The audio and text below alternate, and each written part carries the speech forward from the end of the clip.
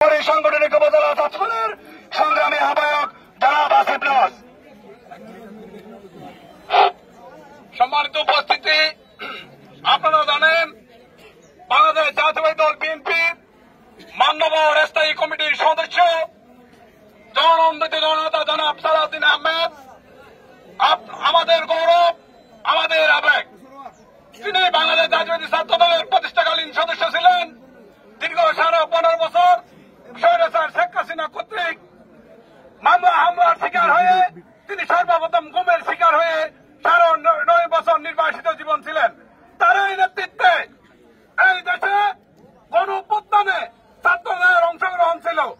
কিন্তু আমরা দেখতে পাই কতিপয় একটি কিংস পার্টি এনসিপির একজন নেতা শিশুবাগ ডারবিন নাসির কক্সবাজারে কিছুক্ষণ আগে আমাদের নেতাকে গডফাদার আখ্যা দেয়।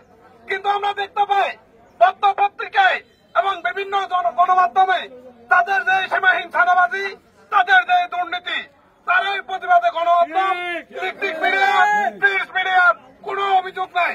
কিন্তু আমাদের আবেগকে নিয়ে তারা যে মন্তব্য করলো সেইটা আমরা মাতামহরি উপজেলা ছাত্র দল কিনা আমরা প্রত্যাখ্যান করলাম। এনসিপি কে এই জনপদে এই মাঠে আমরা বয়কট করলাম। সুতরাং তার বক্তব্য অতি শীঘ্রই জাতির কাছে প্রকাশ্য ক্ষমা চাওয়ার অনুরোধ জানিয়ে আমার বক্তব্য এখানে দিতে পারলাম।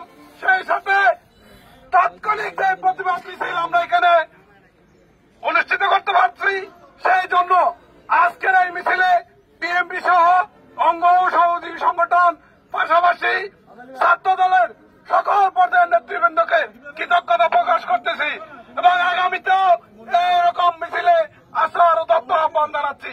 ধন্যবাদ সকলকে। এ পর্যায়ে বক্তব্য রাখবেন বাংলাদেশ জাতীয়